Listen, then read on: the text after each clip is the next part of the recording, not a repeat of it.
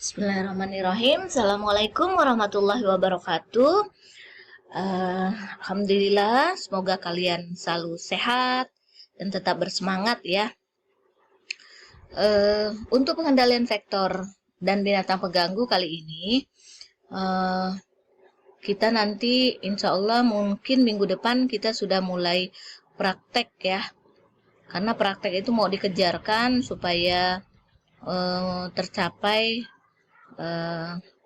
kompetensinya ya, karena nanti kita praktek dipisah ya, bikin kelompok dua besar, 1 dan 2, yang maksimal 15 orang, sehingga kami dari akademik dan dosen itu jadi ekstra mengajar kalian, tapi nggak apa-apa, kita tetap bersemangat ya. Oke, kali ini pengendalian vektor dan binatang pengganggu, pengantarnya vektor dan binatang pengganggu. Jadi binatang pengganggu adalah binatang yang dapat mengganggu. Iya dong, mengganggu kan. Menyerang ataupun menularkan penyakit terhadap manusia, hewan, tumbuh-tumbuhan. Contohnya tikus, kecoa, ngengat. Yang dapat menyerang juga loh ini. Ada menyerang. Berarti termasuk buaya, termasuk ular, termasuk harimau. Tapi kita tidak mempelajari itu semua ya. Nah, kita mempelajari yang ini, yang berkaitan dengan kesehatan ya. Kemudian di mata kuliah ini juga untuk mengingatkan adalah vektor nih. Mungkin kalian kan sudah mengenal di entomologi ada juga definisi tentang vektor. Vektor adalah arthropoda yang dapat memindahkan atau menularkan agent infection ya, atau penyakit dari sumber infeksi kepada host yang rentan, kepada orang atau inang yang rentan. Nah, ini hanya untuk mengingatkan kepada kalian saja supaya tidak lupa ya dengan mata kuliah entomologi, karena ini sangat berkaitan sekali. Kita lanjut. Nah, ini pengendalian vektor dan binatang pengganggu. Pengendalian adalah semua usaha yang dilakukan untuk menurunkan atau menekan populasi. Jadi bukan menghilangkan ya. Jadi pengendalian itu untuk menurunkan atau menekan populasi atau densitas vektor dengan maksud mencegah penyakit yang ditularkan oleh vektor atau gangguan-gangguan yang diakibatkan oleh vektor ya. Nanti misalnya nyamuk, nah nyamuk itu dikendalikan dengan cara diberi abate, ada penyemprotan atau fogging, tapi itu tidak untuk menghilangkan ya, karena kalau dihilangkan nanti mengganggu ekosistem ya. Nah, jadi hanya untuk dikendalikan. Oke. Kemudian binatang pengganggu. Binatang pengganggu itu binatang yang dapat mengganggu, menyerang, ataupun menularkan penyakit terhadap hewan, terhadap manusia, hewan, tumbuh-tumbuhan. Ini tadi sudah ya, contohnya tikus, kecoa, ngengat, apalagi lalat, nyamuk. Nyamuk itu termasuk menyerang, ya, menyerang kita walaupun dia kecil, dia menyerang, ya.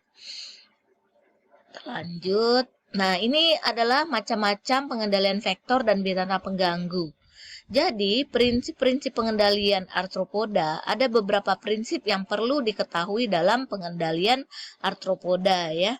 Jadi, yang pertama itu adalah pengendalian lingkungan, kemudian pengendalian kimia, lalu pengendalian biologi, kemudian pengendalian genetik. Nah, kita akan bahas satu-satu tentang pengendalian lingkungan. Nah, pengendalian lingkungan merupakan cara terbaik untuk mengontrol arthropoda karena hasilnya dapat bersifat permanen. Ya, contohnya tadi membersihkan tempat hidup arthropoda. Ya, untuk membersihkan tempat hidup arthropoda, misalnya tadi kita mau membersihkan nyamuk kulek ya. Jadi selokan-selokan kita bersihkan, kita lancarkan jalannya, atau kita beri kalau memang dia mandek gitu kan, tapi sampahnya sudah dibersihkan tapi alirannya tetap mandek, kita masukkan ikan-ikan gitu misalnya ya. Jadi pengendalian lingkungan itu kita dapat membersihkan tempat hidup arthropoda. Nah, contohnya misalnya kalau Aedes, kita membersihkan bak mandi ya. Kita bersihkan bak mandi seminggu sekali, atau penampungan air. Nah, itu akan mengendalikan tadi daripada vektor itu sendiri ya. Kemudian pengendalian kimia. Nah, pada pengendalian ini dilakukan penggunaan beberapa golongan insektisida. Nah, seperti golongan organoklorin, kemudian organofosfat, dan golongan karbamat. Nah, namun penggunaan insektisida ini sering menimbulkan resistensi dan juga kontaminasi pada lingkungan. Ya, jadi resistensi begini. Jadi dia nggak mempan lagi. Ya, di satu periode, misalnya pada 5 tahun kita menggunakan, atau 10 tahun kita menggunakan organofosfat ya untuk menyemprot nyamuk gitu. Lama-kelamaan itu bisa nyamuk yang pada generasi berikutnya itu resisten ya. Maka dia harus dinaikkan lagi dosisnya. Nah, pertanyaannya, kok bisa jadi resisten? Nah, itu loh. Jadi kalian harus bisa dapat menceritakan, kok bisa jadi resisten? Nah, contoh kemungkinannya adalah, ya, untuk fogging, misalnya kita penyemprotan nyamuk Aedes, ya, ada gejala kasus DBD di suatu wilayah.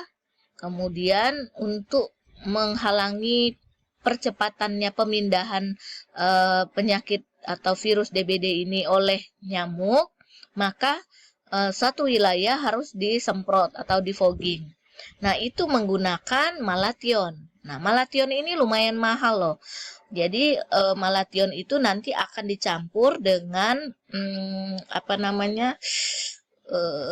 bukan bensin tapi kok saya lupa ya. Ya, solar ya. Jadi malation tadi dicampur dengan solar dengan perbandingan. Nah, tapi ada orang-orang yang karena tadi malationnya harganya mahal sehingga tidak sesuai takaran, jadi dikurangi ya. Jadi solarnya yang banyak gitu. Jadi kalau solarnya yang banyak itu penyemprotannya itu asapnya jadi lebih banyak dan lebih seru ya. Dan jadi lebih seru, dan masyarakat ngelihatnya, oh ini lagi disemprot nih, jadi seru gitu, asapnya banyak. Nah, padahal itu membuat tadi nyamuk yang kurang dari takaran malation yang kurang, maka nyamuknya hanya sekedar pingsan-pingsan aja atau mati suri lah kira-kira ya. Nanti dia hidup kembali. Nah ya, makanya untuk pengujian resistensi itu nyamuk setelah disemprot, kalau kita di lab ya, nyamuk disemprot kemudian nanti didiamkan sampai 24 jam ya. Kadang pada menit pertama, 20 menit pertama dia kelihatannya mati keok gitu ya. Tapi harus ditunggu sampai 24 jam kemudian. Nah, ini bisa saja nyamuk yang tadi kelihatan mati ternyata dia hanya pingsan, kemudian dia hidup kembali. Nah ini yang terjadi di lapangan gitu. Kalau tadi malation dan solarnya itu banyakkan solar daripada malationnya, dia kan ada takarannya. Nanti kalian akan belajar takarannya ya dengan Pak Hajimi. Nah, jadi terjadilah tadi nyamuk yang sudah pingsan atau mati suri itu dia hidup kembali. Nah, pada saat dia hidup kembali nanti dia akan hidup seperti biasa dan berkembang biak. Dia akan juga kawin ya. Kalau yang jantannya mati suri atau keoknya sebentar, kemudian dia hidup kembali, maka dia akan membuahi nyamuk betina, ya. Nah, membuahi nyamuk betina, nyamuk betina akan mengeluarkan telur-telur tadi, telur-telur daripada nyamuk yang resisten, ya. Telur-telur nanti yang akan menetas menjadi nyamuk, bukan menetas jadi nyamuk, ya, akan menetas jadi larva, pupa, dan kemudian dewasa, dia itu akan menjadi generasi yang resisten. Nah, ya. Nah, itu jadi jalan ceritanya kalian harus tahu tuh kenapa dia bisa jadi ini tadi, penggunaannya bisa terjadi resistensi. Nah, karena kemudian kontaminasi pada lingkungan. Nah, kontaminasi pada lingkungan memang ini bahan kimia ini dia terakumulasi, ya. Bahan kimia ini terakumulasi di dalam lingkungan.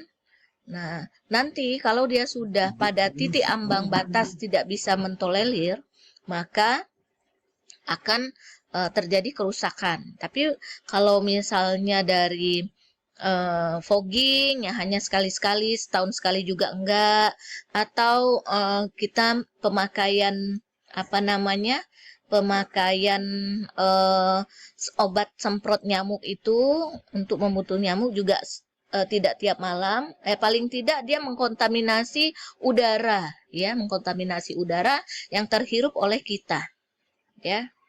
Yang kalau misalnya pakai obat semprot nyamuk di rumah, nah, dia paling sedikit demi sedikit akan terkontaminasi oleh kita, anak, ibu, istri, suami, ya. Nah, itu pada nilai ambang batas tertentu dia akan menyebabkan penyakit. Nah, itu tapi nanti bertahun-tahun. Nanti kalian sudah belajar di toksikologi, nanti mengerti. Jadi akan bisa menyambungkan, ya, daripada materi ini, ya. Kita cut dulu, kita lanjutkan ke slide berikut.